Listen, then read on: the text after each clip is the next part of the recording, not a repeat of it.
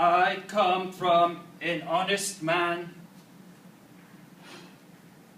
I am from my environment.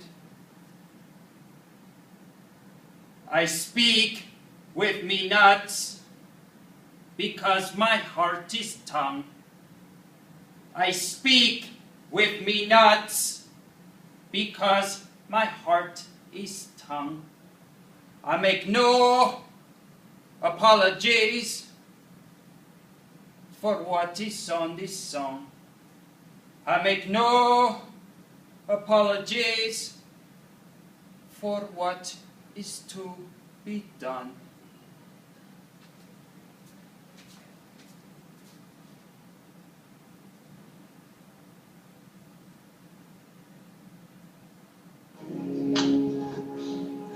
Accept yourself and face anything. Nothing is negative. The biggest issues I discovered, wanna know, my dear? One of the biggest rulers in this world is fear. Fear of loss, of refusal, of loneliness, the fear bound to humiliation, success, fear of failure, fear of intimacy, of losing control because anger. Our society does not educate us to observe our sensitivity, but you can do it. Freedom is the word that limits freedom. Freedom is the word that limits freedom. Freedom is the word that limits freedom. In your profundity there is no gravity, only solemnity, far from depravity and absurdity. For me abnormality, no negativity. Even when I face it looking at it analytically, so much brain activity, a bit too much. Let me win my essence and be more to get in touch. As Foucault said, there are 1,000 things to do, to invent, to forge. 1,000 things to do, to invent, to forge.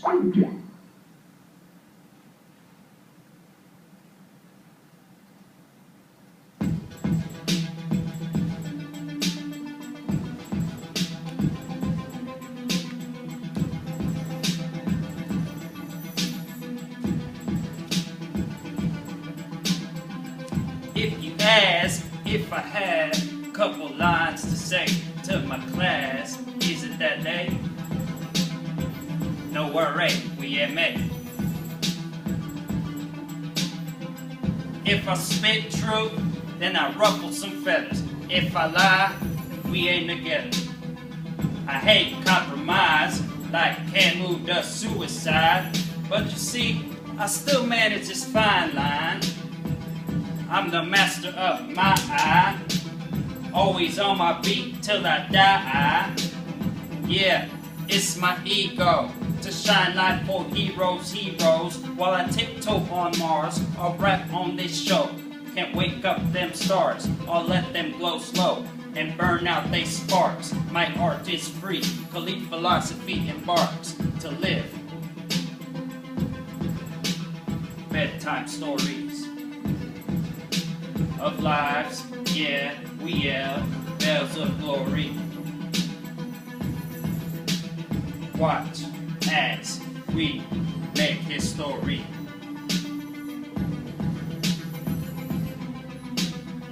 This room made room for me, I see. A glass half empty as opportunity. I'm just a man. They call crazy what they can't understand. Me, like wars, me child, me play, me spit monkey bars. Wolves in herds, to stoop and be stuck on words. It's good luck, like poop from birds.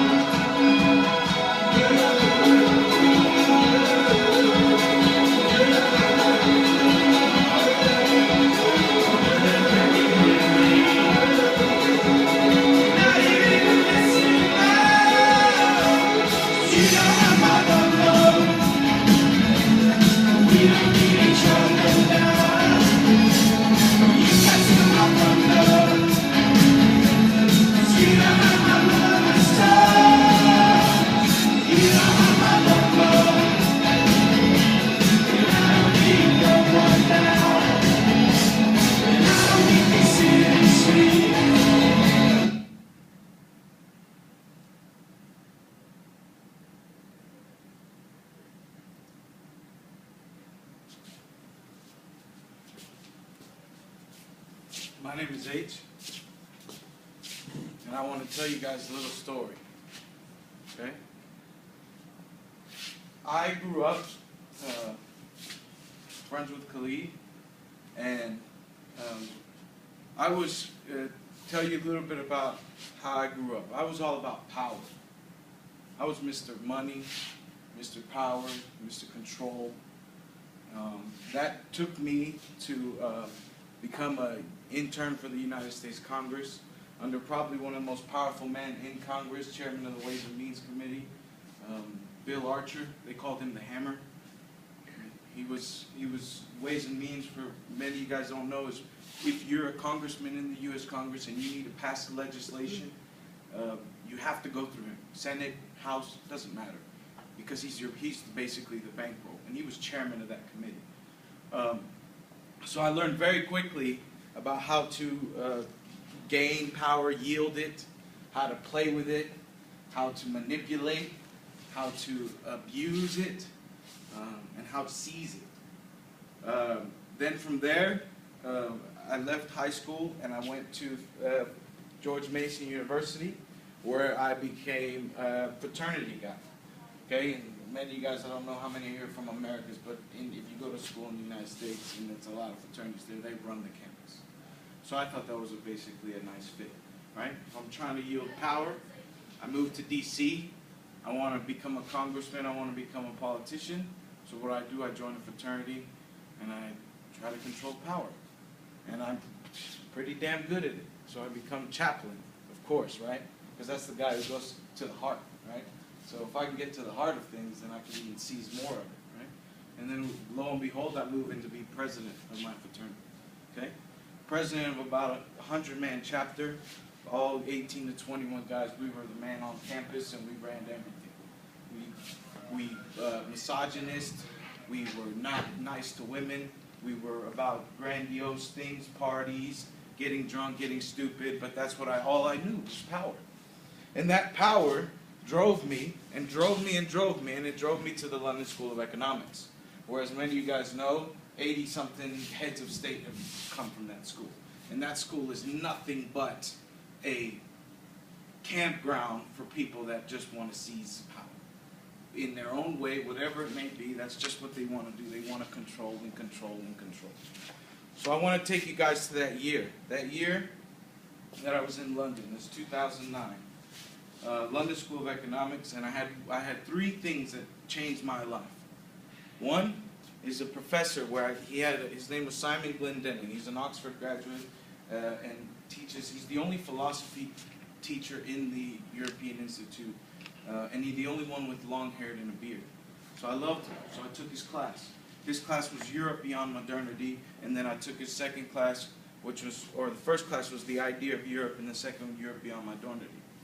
And he noticed quickly what my intentions were. But that class, unlike any other class, was a reflection class. That class talked about Nietzsche, talked about Heidegger, talked about art and politics, art and technology, and where those lines are, and how technology and politics, like a horrible vine, are engrossing themselves on top of art and suffocating the aesthetic, the beauty, right? And how you rank things in the simplest way of Facebook. If you have 1,000 friends, that makes you the cool person, right?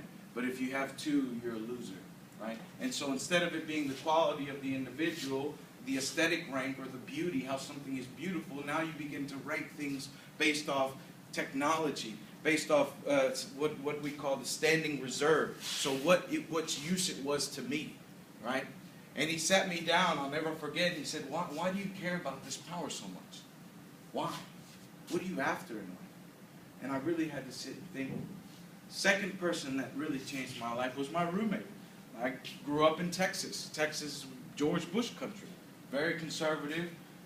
Homosexuality and gayness was not tolerated and shunned upon and taboo for me. Who was my roommate? My roommate was Tom Meredith. Tom Meredith is formerly the art director of Elle Magazine UK and currently the creative director of InStyle Magazine. I don't think you could get more gay in the sort of the typical sense of gay than this guy. I'm talking little shorts, bringing boys over, having his good time. And he really pushed me because to see that it was okay. He taught me tolerance. And throughout that year, it was just like a big kind of a struggle because I came in a very conservative Texan. And I left there, and he's still my best friend today in London. And the third and final person was Khalid. Khalid, one time, I fly a lot for business, and Khalid, one time, he was out in L.A. I flew out to L.A., and I'm doing work out there, and I had a little moleskin. There it is right there, but I have a bunch. And I take my notes on it, and I draw in between note-taking. And he looked at the drawings, and he said, "Hey, what is that?" He looked at it. He said, "Man, that's art." He said, "Bro, that is art." He said, whatever you're doing, that moment, whatever it is that's going on in your head and your soul, that is art. And it just, that little trifecta in that year changed my life. And I'll never forget the sort of crowning moment of when things changed was when I had a job offer from a very top 5 firm, financial services, to be their head of European recruitment, right? Because I was this recruiter. I was all about power. was 90,000 pounds. I'll never forget it. And I turned it down. I turned down the job because I decided at that year, once it was done, once I had gone through the washer of Khalid, gone through the washer of Tom, and gone through the washer of Dr. Simon Glendinning, I realized that I didn't want to live anything that wasn't passion, that wasn't art, that wasn't beauty, that wasn't something that I could get behind. And so now I consult individuals, I consult companies. One company is called Grant 2. Grant 2, we provide free scholarships for students who play online games. How badass is that? Another company that I consult with is Boss Flips. They do organically sold flip-flops sourced in Guatemala that helps people in Guatemala. And then we're distributed in 70 stores in Whole Foods, in 70 Whole Foods stores in the United States. And I'm in charge of bringing that into the Whole Foods in the UK. And how beautiful is that? And so throughout that time, ever since that moment, Khalid's been my #1 champion, my teacher, my collaborator, and that sort of morphed into what you see here, and which is about, actually it's ironic that he had this performance today, because my website is about to launch this week. And this was a collaboration between him and myself, and he never, the beauty of what he did for me and what he continues to do is he never told me what to do. He made me look into me. He made me take those losses and take those battles and take those fights to myself. He never said, hey, H, paint like this. Hey, H, I think you should look at this. No, he said, just look into yourself. And when I get frustrated and angry and I throw it and I say, man, I just ruined this masterpiece, bah, he'd say, just get back to it. That's art. That's the process. So let me give one example of one of those moments with one of these paintings here.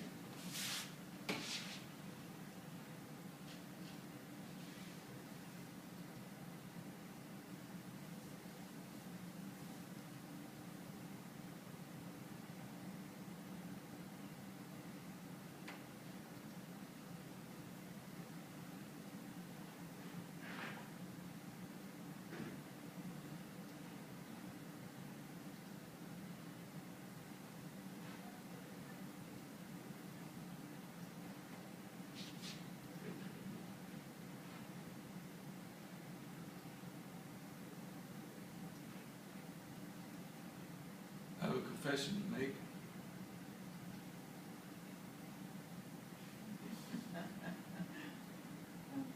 Khalid's my brother. This painting here, it had no glasses. And I did it in our studio in Texas. And I painted it, and he just had his sort of eyes, and I was in love with this painting. This was the first painting that I've ever did that I considered a masterpiece for me. And I showed Kay, had it up on my wall, proud as can be. And he says, I don't think it's done. And I don't know, I'm learning my journey as an artist, but when someone tells you something like that, criticizes your thing for the first moment, I felt rage, I felt anger. I tore it off the wall, and I put it in the wall in the studio. I took black paint, as black as it could be, and I slashed his face, boom. And then I saw it. Sunglasses. Showed it to Kay. That's a masterpiece, bro. That's my brother. That's art, guys. And that's what we collaborate on every day of the week. Twice on Sundays. There's not a day that goes by that I don't call him, that I don't collaborate with him on every single thing I do. Another project that we're working on very closely together is a project that's dear to my heart as an LSE graduate, and it's lseart.com. The website isn't up, I own it, but it's not up. Do you guys have any idea that in all these people that run the world, that run it, right, quote unquote, in that LSE school there is not one art class. There is not one art class. So we have leaders out there, 80-something have already came through that school. George Bush's, Obama's, that have never sat down and took a pen to pad, have never sketched. But yet they're supposed to make decisions on behalf of all of us. And so that's another project that Khalid and I are really collaborating on, and we hope to really develop further. So I just want to thank you guys for the time. Thank you guys for listening to my story. And yeah, I really respect and honor everything that you do as someone who is Mr. Power, who would have pushed you and picked on you growing up to be artists. I now champion you and appreciate you guys for what you do. So thank you very much.